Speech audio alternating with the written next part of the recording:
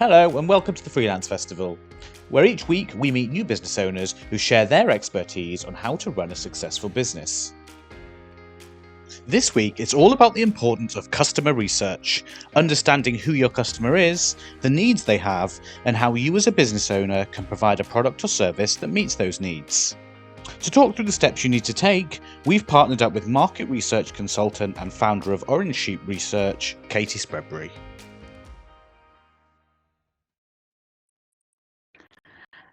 Hello, welcome to the Freelance Festival. My name is Katie Spreadbury, and I am here today to talk to you about the power of ideal client research. Now, what I do is I help people just like you, build a business that you love, that is successful and that you love working in. So by successful, I mean not only in terms of the income it brings in, but in terms of the sort of work you're doing and the sorts of people you're working with, that going to work is an absolute joy and you can't wait to get started every morning.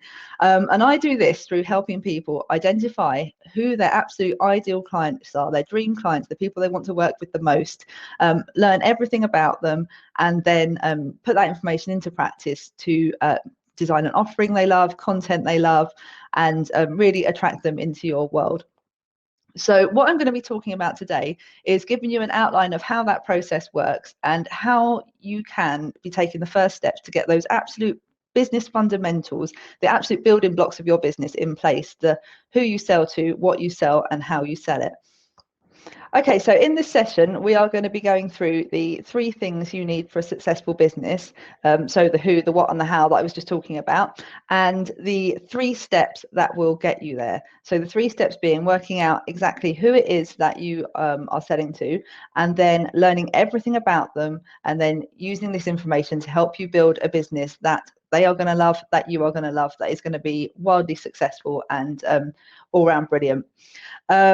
So let's get started. The 3 things that you need for a successful business. So to have truly, the 3 things you need to have in place, your business fundamentals, you need to have truly nailed to have a successful business are the who you are selling to, what you are selling, as in it needs to be something people actually want and need, something people will actually pay for, and how you're going to sell it, your marketing and your messaging, essentially. If you can get these 3 things aligned with each other and aligned with yourself and your own values and what you love doing, your perfect clients will be queuing up to work with you and they'll bite your hand off whenever you put an offer out. But how do you do this? How do you get all this in place? So today, like I said, I'm going to be talking you through the 3 steps to get you there. So number 1, working out who you're selling to. Number 2, learning everything about them. And number 3, using that information to shape your what and your how. So the first step is to work out who you are selling to, also known as your ideal client. And this could be any range of people. You can see on the slide, I've put a lot of examples there. Just a quiz view. One of those is the avatar I've chosen for my own ideal client. See if you can guess which one it is. But this is essentially about nailing your niche, who it is you're selling to.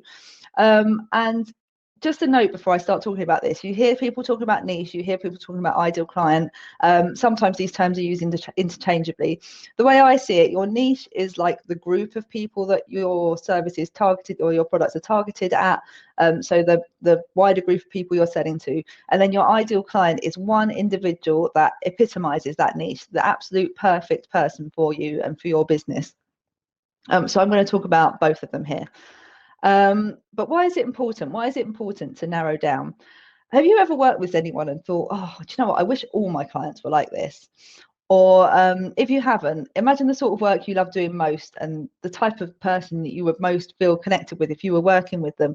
When this happens, like everything feels in flow, work feels easy. You look forward to getting started on the project. When an email pings up from them, you think, oh, brilliant, what have they got to say? Rather than, oh, no, it's them. What have they got to say this time? And it all works perfectly. If all your clients could be like that, I mean, that's the dream, isn't it? So that's the point of doing this. And this is why you should have a niche. And the thing to say about niching is the more specific you can get, the more your business will stand out. So I'll give you an example. So there's a lady in my Facebook group who is a virtual assistant. She's a VA. Nothing different about that. There are lots of VAs out there, all doing different things, all doing very similar things. But the way she makes herself stand out is that she has a niche. She has said, okay, I am a VA for businesses that are to do with dogs. So she works with dog groomers, dog kennels, dog walkers, pet photographers. That's the sort of business that she's aimed at. And by doing this, it means that if you were a business that was something to do with dogs and you were looking for a VA, she's going to be the one that jumps out the page at you. She's going to be the one you notice. All her content is doggy themed. She shares her experiences as a dog owner alongside her professional capabilities and experience. And yeah, she catches the attention of exactly the sort of people she most wants to work with. And why this is important is that she has made herself stand out to them, and they're much more likely to pick her, not just because they've noticed her. That's just the first step, but they know she's a good egg because she's a dog person, and they already sort of, there's an implied set of values that goes with that they already think that they've got a good connection with her and that they will get on well. They know she cares deeply about the same sort of things that they care about. And they know that she has experience of working with other businesses just like theirs, which gives them confidence that she will understand the unique challenges that they face in their industry. They're happy because they're working with someone who's going to do a good job and who gets them and gets what they do. And she's happy because she's working with businesses she is truly passionate about and can really sort of care about as she goes about her doing the tasks for them. So hopefully that shows you how important it is and how having a niche can really make you stand out to the right sort of people. It's really important though to understand, because it can be really hard niching. Like if your service could technically help everyone, it's really hard to willfully exclude some people from that, if you see what I mean. Like if you know you have an audience of potentially millions, why would you focus on just a few thousand? But it is to do with really standing out to some, and you're not excluding the others. If they want to work with you, they still can. You can exclude them if you want. It's up to you who you work with, but you don't have to worry about turning people away. It just means that the people that you want to work with most are attracted to you. Because the trouble is with marketing is that if you try to speak to everyone, you end up being heard by no one. And that's not a great place to be in. If your message is bland and vanilla and it doesn't really speak to anyone directly, then people are just going to switch off to it. There's so much out there. There'll be someone else who is targeting them more specifically, and they were going to go with them.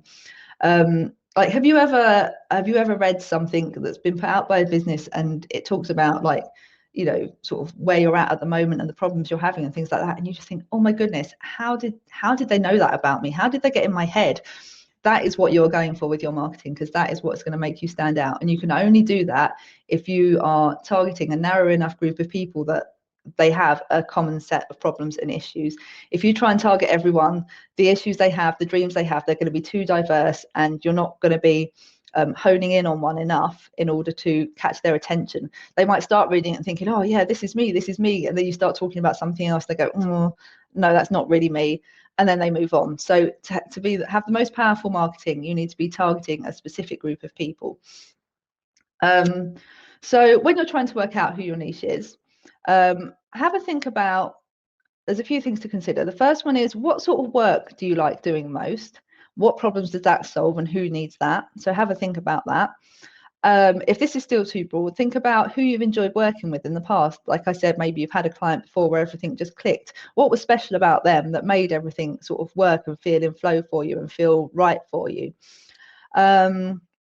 Think about your own interests. So going back to our VA who works with the dog businesses, like she's taken her own passion there and brought it into her business.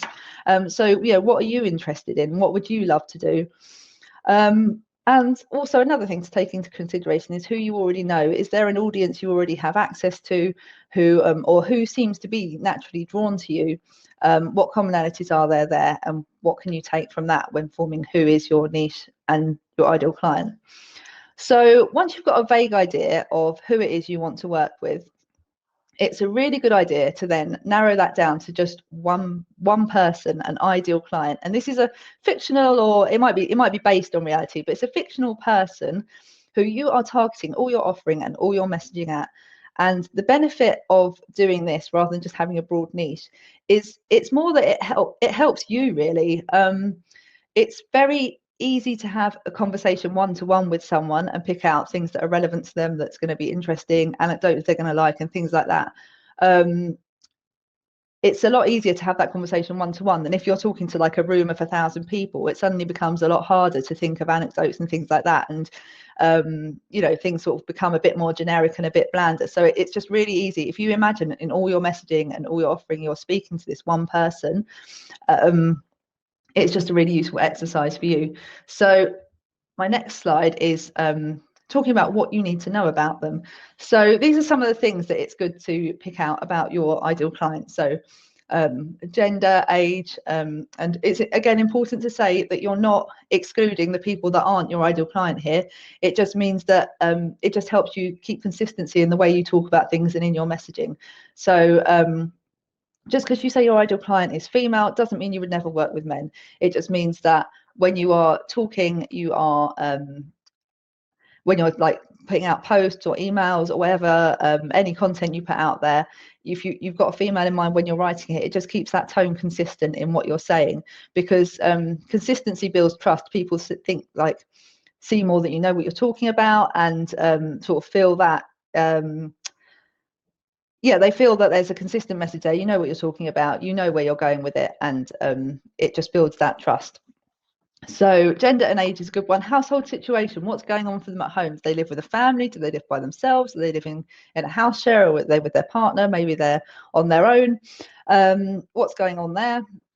If they are a business, what industry are they in? If they are not a business, what do they do? Are they employed? Are they doing something else? If they're employed, what's their job role? It's important to think about their income. It always feels a bit icky to think about that one for some people, but it's really important when you're choosing your ideal client that you choose someone who can afford the price that you want to charge for your services or products. So income is an important factor there. And then the education, the values, hobbies and interests, what they watch, what they read, what they listen to. It's all relevant. Some of this sounds a bit tenuous and a bit like, well, why do I need to know what films that my ideal client likes? But it just means that when you're communicating, you can pick out anecdotes and references that are going to be consistent with the sorts of things the people you want to work with most like. And it doesn't mean that people that don't get the references or it's not their favorite film are going to be repelled by it. Far from it. They're still going to appreciate an interesting anecdote. It just means that the people that you want to work with most, that you feel like you connect with most, will really actually like focus on it. It will stand out to them. They will enjoy it. They're going to subscribe to your emails. They're going to stay on your email list because they enjoy your emails, and ultimately when they're ready to buy, they'll still be in your world. They'll still be there. You'll be the first person they think of. So that's why that sort of detail is important. So once you have a sort of vague idea or a good idea of the sort of person you want to be targeting, the next step is to learn everything about them. What does their world look like? How are they experiencing the world? How would they like it to look? And what's stopping them getting there? That's the really key information that you need. So particularly in relation to the products or services you offer, how are they experiencing that right now? So if you're a business coach or something like that, how are they experiencing the business world right now? What is going on for them? What are they struggling with? What are they thinking about every day? What's the first thing they think about when they wake up in the morning in relation to it? What's keeping them up at night?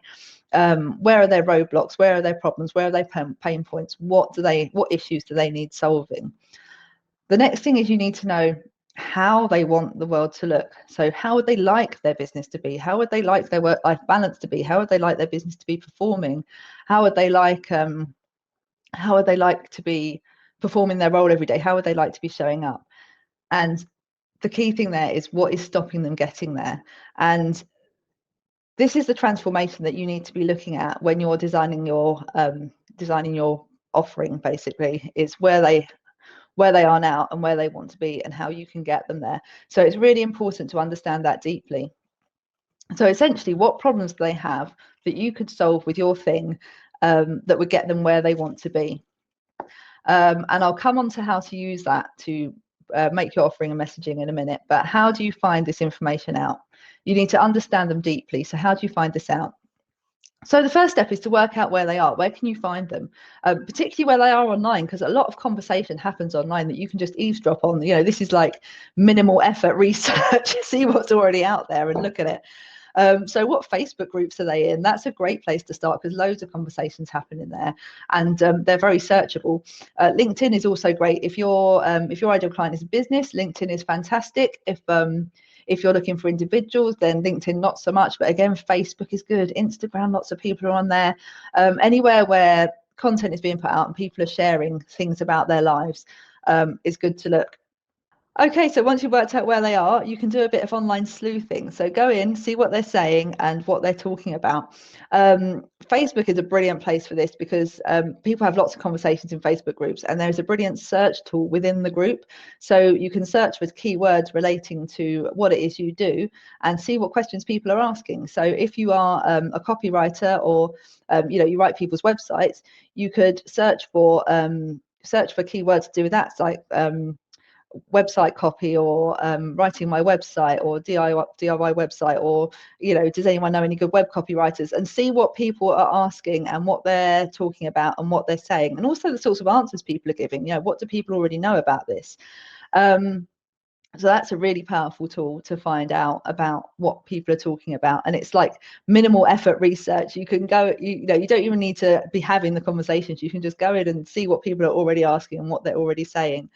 There's also a great website called answerthepublic.com, which will tell you what people are searching on Google. And this isn't like, you can't pin down whether it's your ideal client searching it or not, but it is a really useful tool for seeing the sorts of questions that are being asked about what it is you do. So where are people having problems, and where are people struggling? Also within these social media channels, so within the Facebook groups, within LinkedIn, wherever it is you're looking for them, you can start asking some questions yourself. So put questions out there. I'm doing some research. Can you tell me what you're struggling with most about writing your website copy? If you DIY'd your website copy, what did you find hardest about it, or how did you find it? Ask some questions, engage people in conversation, and try and get a feel for what's really going on for them, and what problems they're having, and what support they need. And the third way you can do this is just have an old-fashioned conversation. Have a chat to them. Invite people onto a Zoom call and just chat to them for half an hour. Find out what their world is like. Find out where they are, where they want to be, and dig a bit deeper and what's going on for them. What have they tried in the past that hasn't worked? And really try and work out and understand how they feel about it all, and how you would be able to help. You could ask your current audience to help you out with this. You could ask people that you've engaged with online when you've been networking, or when you've been doing your online sleuthing. You could even just put a random shout out in a group that contains your ideal client, and say, look guys, I'm doing some market research. Would anyone be happy to talk to me for 30 minutes on Zoom? Promise no selling. And in return, I will, if you're a website copywriter, to go back to that example, I've seen it work well. Someone I know said, I'll review your about page on your website for you and give you some feedback. And she got quite a few people taking her up on that, and sort of half an hour of their time for half an hour of her time. It was a fair exchange, and she got loads of fantastic information from them.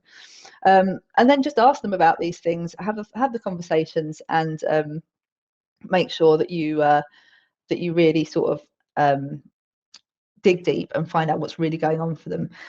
Now, the really important thing, so important, I've put it in big pink letters on this slide, is don't assume you know.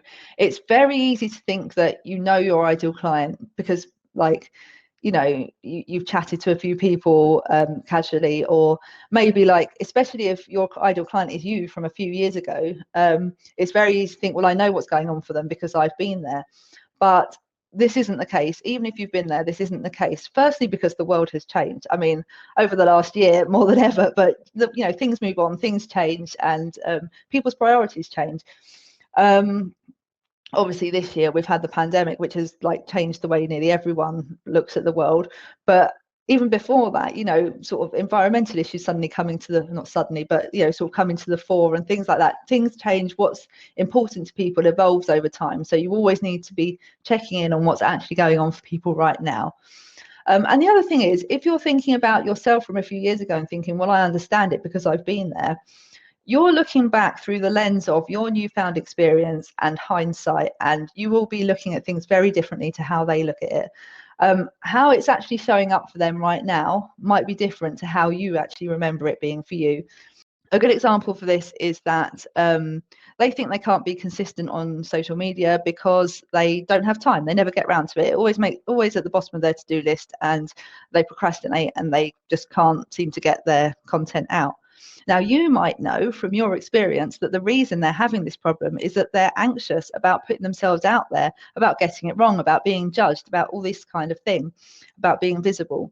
But if they're not seeing it as anxiety, they're seeing it as procrastination, then if you start talking about anxiety, you've lost them. They're going to be like, nah, that's not me. I just don't get round to it, and they'll move on. But if you have that conversation with them and you realize that actually, you know, you can see that underlying anxiety, but the way they're talking about it is, oh, I never get round to this, I don't have time for this. That is what you can address in your messaging, and that is the way you can get them to realize that you understand them, that your solution is for them. And then you can start talking about anxiety as a possible reason after you've identified the problem as they see it. Even if your ideal client isn't you from the past, still don't make assumptions about what you know, or maybe you've spoken to people every so often. You need to be continually having these conversations and checking what's going on, because the world changes. We've seen it this year more than ever. Things change, what's important to people change, their priority changes. So it's important to keep things up to date and not to make assumptions. Okay. So step 3 is using this information to shape your what and your how. So your what, let's start with your what you are offering, what you are selling. You have to identify the transformation that they need. So this is where they are now, where they want to be, and how to get them there. So from point A to point B. What can you offer them that will get them there? So design your offering or tweak your offering if you already have one to make sure that it is delivering the exact transformation that they need.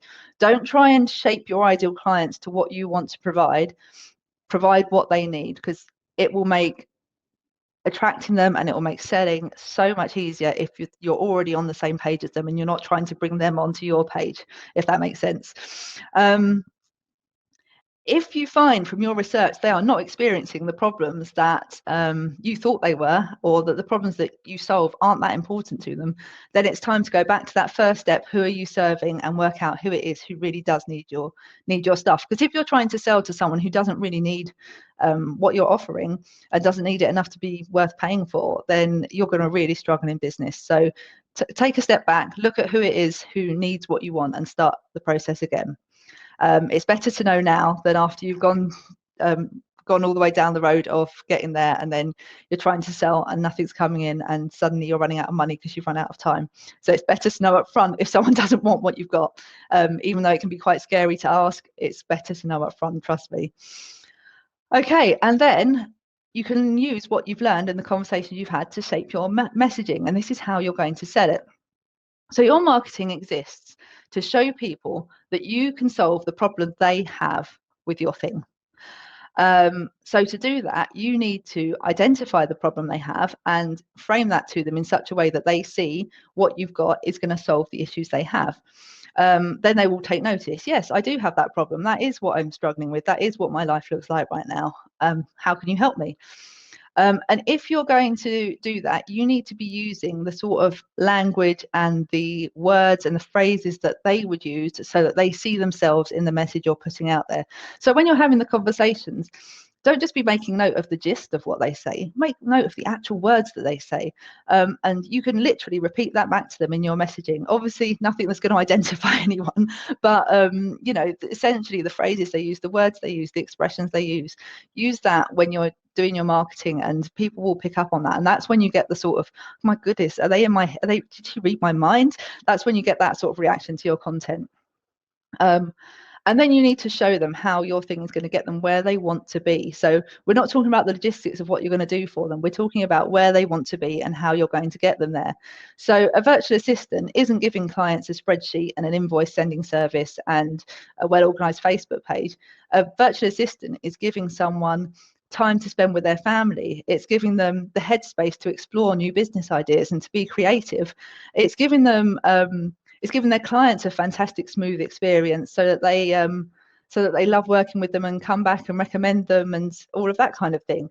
You know, that's the true essence of what a virtual assistant is giving someone, even though they're doing that through doing a few admin tasks for them, setting up their business systems or sending their invoices. What they're really giving them is those really key things that are actually going to, the changes they're going to see in their life, basically. So the more time with their family, the more time to, you know, think about their business strategically rather than always being there doing the admin, and the great relationship with their clients. So yeah, use the examples they give, use the words they use.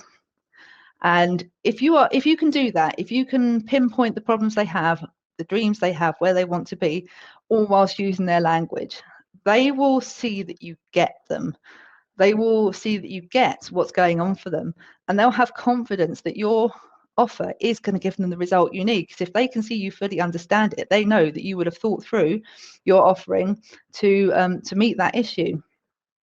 They will sign up, they will subscribe, they will follow you, they'll join your Facebook group if you have one, they'll follow your Instagram, whatever it is, you know, they will be there and they will be looking at your content. And then when they are ready to buy the thing that you do, you'll be the person they think about. So over to you. I'd love to set you a challenge to go away after this presentation and have a think about these things and see what you can learn about your ideal clients and how you can use that to shape your offer. So spend a bit of time considering who your ideal client is. How specific can you be? And I've actually got a sort of worksheet that gives you an idea of the sorts of things that you need to be thinking about and to fill in, and that will be available for you to download after this session. So yeah, do have a look at that and use it to guide your thinking, because it's quite helpful. It's the one I've used to do mine, and it's quite a helpful sort of guideline there. How specific can you be? Who is your ideal client? Talking and thinking about all the things I was talking about earlier. So what sort of work you like doing, people you've worked with in the past that you've enjoyed working with, your own hobbies and interests. Yeah, where does your passion lie and who do you want to help? Then have a think about where they might be, find them online and have a look at what they're talking about, see what questions they're asking. Maybe ask a few of your own, maybe invite them on to have a conversation with you and ask them what's going on for them. And then take that information and use it when you are thinking about exactly what your offering is going to be and how you're going to put together your messaging to sell it.